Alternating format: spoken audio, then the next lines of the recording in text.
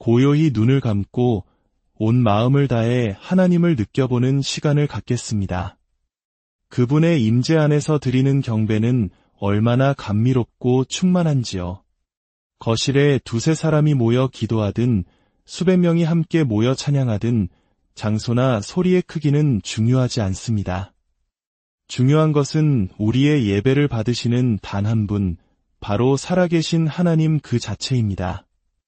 그분의 선하심과 위대하심에 대한 경이로움을 결코 잃지 않기를 소망합니다.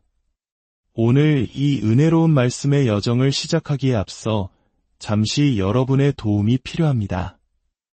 이 이야기가 여러분의 마음에 울림을 준다면 좋아요와 구독을 통해 이 귀한 메시지를 더 많은 이웃과 나눌 수 있도록 도와주시길 바랍니다. 여러분의 작은 손길 하나하나가 복음의 씨앗을 퍼뜨리는 귀한 사역이 될 것입니다. 이 나눔에 동참하시는 모든 분들께 하나님의 크신 평강과 은혜가 함께 하시기를 기도합니다. 오늘 우리가 함께 나눌 이야기는 하나님의 사랑에 관한 것입니다. 어쩌면 너무나 익숙해서 그 깊이를 잊고 지냈을지도 모를 이 주제를 다시 꺼내는 이유는 바로 이 사랑이 우리 신앙의 가장 근본적인 토대가 되어야 하기 때문입니다. 때로 우리는 세상의 여러 가지 일들로 인해 마음이 분주해지고 가장 중요한 이 기초를 잊어버리곤 합니다. 거룩하신 하나님께 얼마나 큰 사랑을 받고 있는 존재인지 깨닫는 것, 이것이 우리 정체성의 핵심이 되어야 합니다. 다른 어떤 것을 이야기하기 전에 우리 공동체가 먼저 하나님의 사랑을 깊이 이해하고 체험하는 것이 무엇보다 중요하다고 생각했습니다.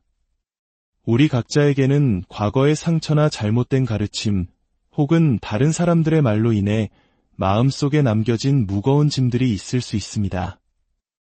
이러한 것들은 하나님의 사랑을 온전히 받아들이지 못하게 막는 견고한 진이 되기도 합니다.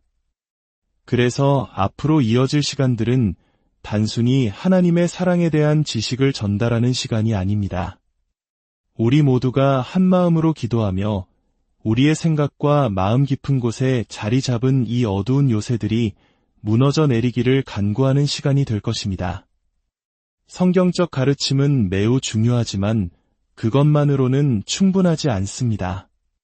진리의 말씀이 선포되는 것과 동시에 우리는 깊은 기도의 자리로 나아가야 합니다.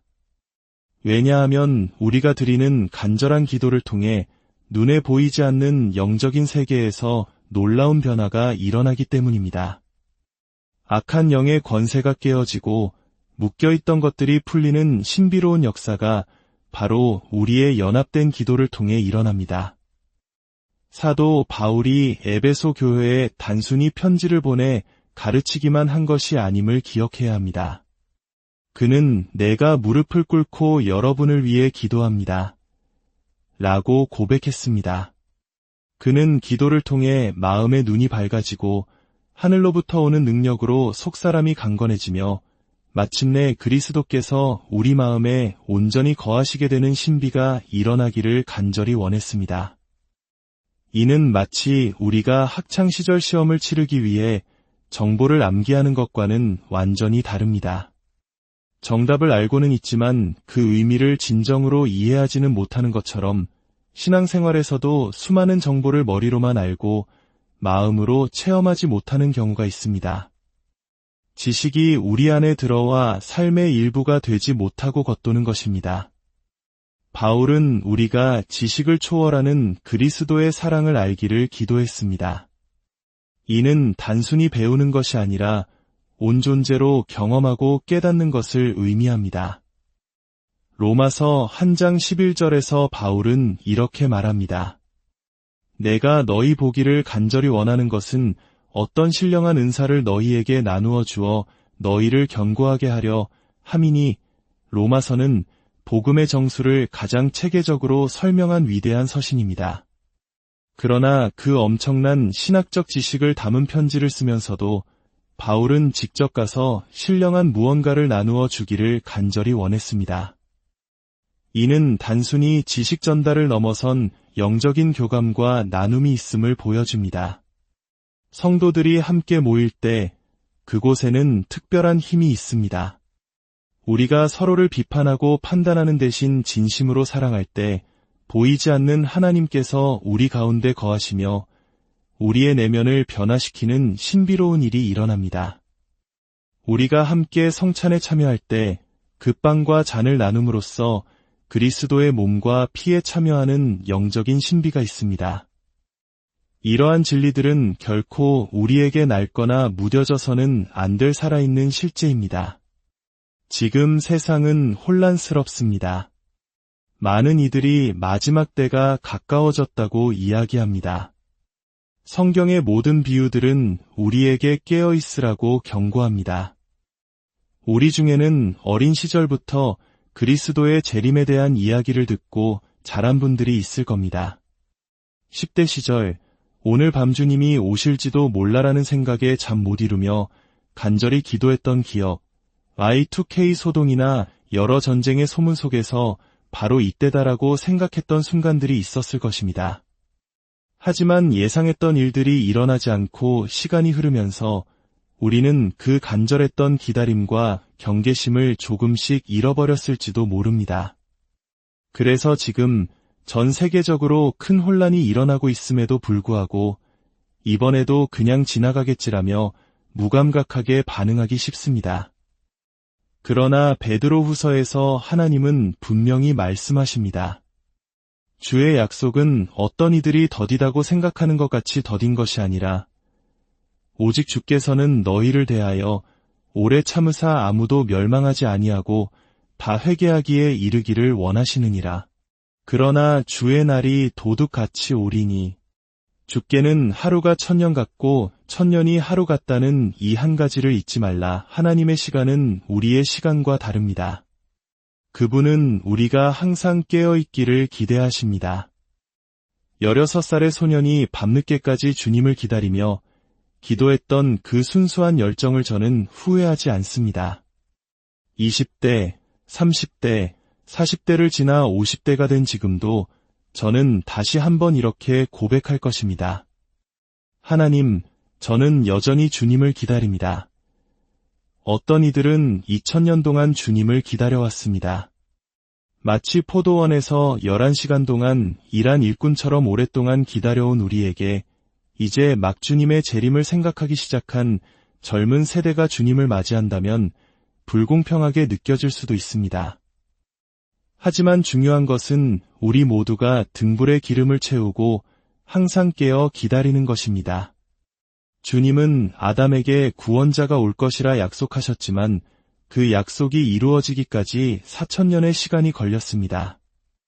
그 기나긴 세월 동안 믿음의 선조들은 하나님의 말씀을 신뢰하며 메시아를 기다렸습니다.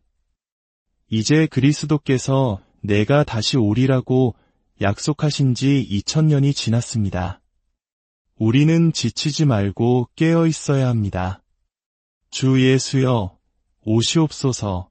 주의 이름으로 오시는 이여, 복이 있나이다. 베드로전서 4장 7절은 말합니다.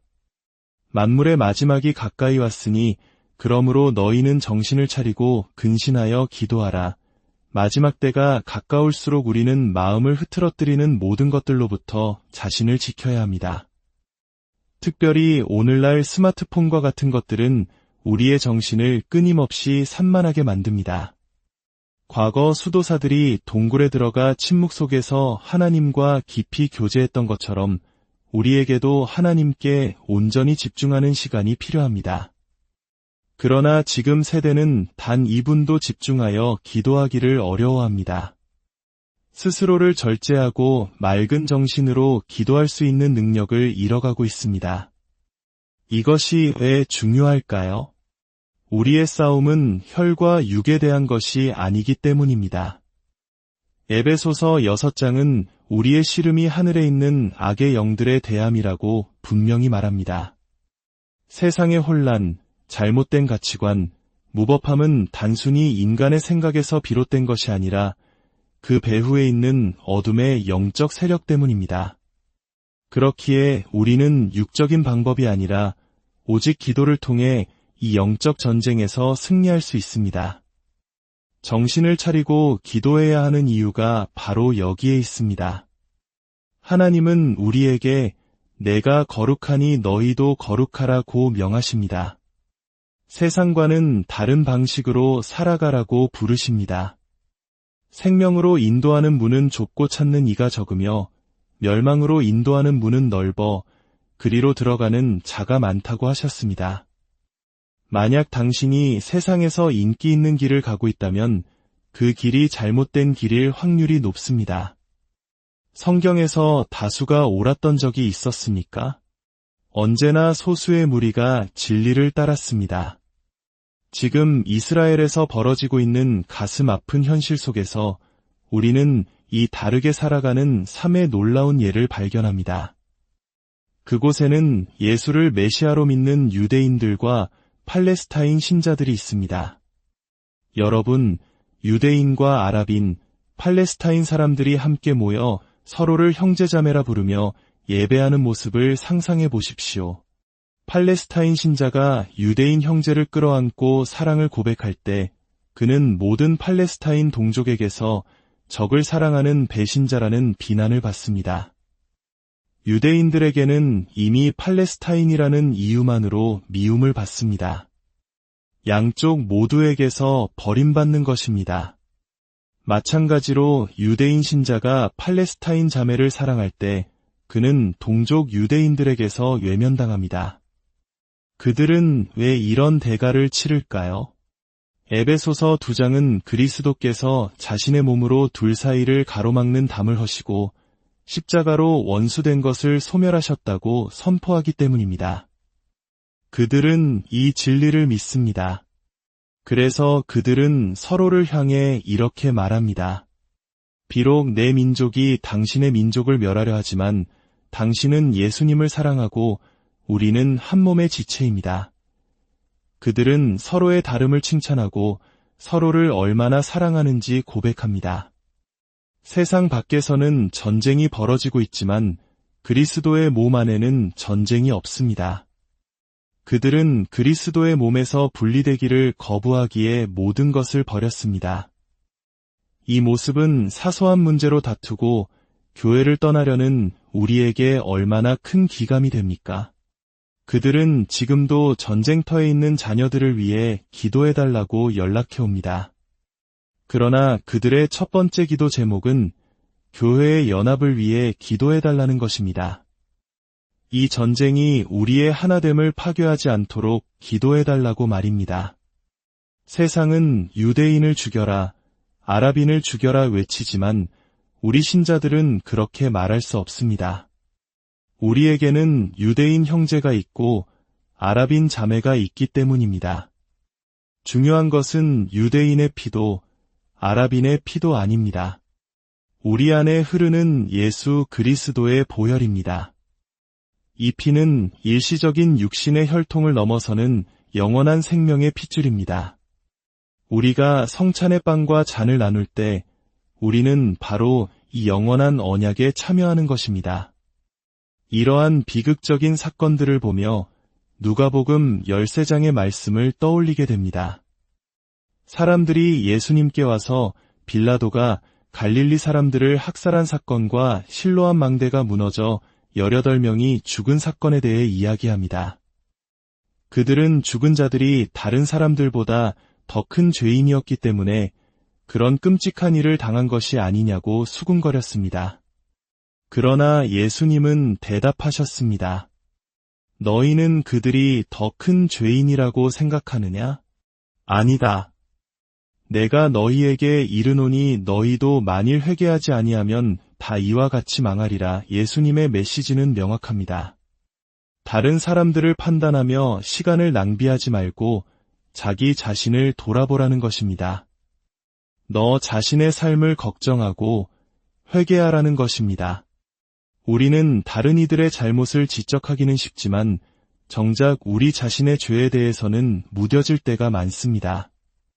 우리는 스스로를 돌아보며 내 안에 악마적인 것을 사랑하고 있지는 않은지, 세상의 것들을 탐하고 있지는 않은지 점검해야 합니다. 한 젊은 선교사님이 아프리카에서 겪은 이야기를 들었습니다. 그는 쓰레기 더미에서 음식을 찾는 어린 아이들을 보고 큰 충격을 받았습니다. 성경은 내 이웃을 내 자신과 같이 사랑하라고 했는데 만약 저 아이들이 내 아이들이라면 나는 어떻게 할까? 그는 고통스러워하며 기도했습니다. 그는 집을 팔고 가진 것을 나누며 그 아이들을 돕기 시작했습니다. 인신매매로 고통받는 어린 소녀들의 이야기를 들었을 때도 그는 자기 딸들이 그런 일을 당하는 것처럼 가슴 아파하며 밤새 눈물로 기도했습니다. 저는 그 젊은이의 이야기를 들으며 큰 도전을 받았습니다. 저에게도 그런 뜨거운 마음이 있었던 때가 있었습니다. 불신자 친구들이 구원받지 못할까 봐 밤새 울며 기도했고 굶주리는 아이들을 위해 모든 것을 내어주고 싶었던 때가 있었습니다. 하지만 시간이 흐르면서 그 마음이 무뎌진 것은 아닌지 제 자신을 돌아보게 되었습니다. 하나님, 제 마음을 다시 한번 깨워주시옵소서. 주님의 마음이 아픈 곳에서 제 마음도 아프게 하시고 주님의 눈물이 흐르는 곳에서 제 눈물도 흐르게 하옵소서. 우리를 향한 사랑 때문에 십자가를 지신 그리스도의 그 마음을 제게 부어주소서. 제 등불에 기름이 마르지 않게 하시고 주님 다시 오실 그날까지 불타는 열정으로 기다리게 하소서. 사랑하는 성도 여러분, 지금은 잠에서 깨어날 때입니다. 정신을 차리고 깨어 있어야 합니다. 이스라엘의 평화를 위해, 고통받는 모든 이들을 위해, 그리고 이 전쟁이 속히 끝나도록 기도합시다. 무엇보다 복음이 전파되어 모든 영혼이 구원받기를 기도합시다. 우는 자들과 함께 울고 기뻐하는 자들과 함께 기뻐하는 우리가 됩시다. 이제 다 함께 기도하겠습니다. 사랑과 은혜가 풍성하신 아버지 하나님, 오늘 선포된 말씀이 우리의 마음에 깊이 새겨지게 하여 주시옵소서. 성령 하나님, 우리에게 잠에서 깨어날 힘을 주시고 남은 것들을 굳건하게 할 능력을 주시옵소서. 우리가 정신을 차리고 주님의 재림을 준비할 수 있도록 절제하는 마음을 허락하여 주시옵소서. 세상의 소음 속에서 길을 잃지 않고 오직 주님께 집중하며 진정으로 기도하는 자녀들이 되게 하여 주시옵소서. 이 땅의 어둠을 기도로 물리치게 하시고 흩어진 교회가 하나 되게 하시며 서로를 그리스도의 사랑으로 품게 하여 주시옵소서. 세상 사람들을 판단하기보다 우리 자신을 먼저 돌아보며 회개하는 심령을 주시고 새 생명과 빛을 세상에 비추는 공동체가 되게 하여 주옵소서. 이 모든 감정과 결단이 예배당 문을 나서는 순간 사라지는 것이 아니라 성령께서 우리 안에서 맺으시는 새로운 열매가 되게 하여 주시옵소서. 우리를 구원하신 예수 그리스도의 이름으로 간절히 기도드립니다.